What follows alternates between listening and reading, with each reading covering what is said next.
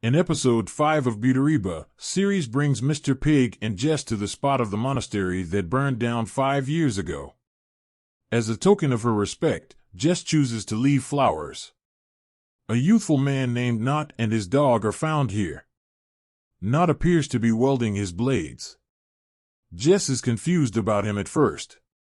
Ceres, nevertheless, reassures her that Knot poses no threat. Another scene features Knot butchering a wild animal, which he perceives as a bad omen. Contrarily, Knot quickly loses Mr. Pig's affections. He asks Jess and Ceres not to tell Knot who he is. Upon their arrival back at the bar, Knot suggests that Jess sip on a drink. Mr. Pig is envious because Jess goes to her room with Knot after a few beers. However, Jess assures Mr. Pig that Knot won't harm her. Mr. Pig listens to Jess and doesn't pounce on the door owing to this. Ceres later that day informs Mr. Pig that Jess looks a lot like Yethma, whom Knot loved before she was killed. Additionally, she admits that she has feelings for Knot. Interestingly, Mr. Pig asks her to reveal his identity to Knot when they visit the bar.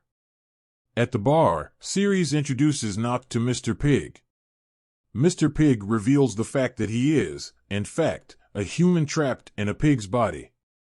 Following this, he approaches Knot and asks whether he would want to go to the royal capital with Jess and him. Then, the episode comes to a close. The episode review. In the 5th episode, while visiting a village, Jess and Mr. Pig run into Ceres, an innocent Yethma. She escorted them to the spot of a convent that burned down over 5 years ago at Jess's request. While placing a bouquet at the spot, a young man with 2 double blades abruptly appears in front of them, followed by a dog. Although it is an improvement over the previous episodes, the storyline and humor of this one aren't all that interesting.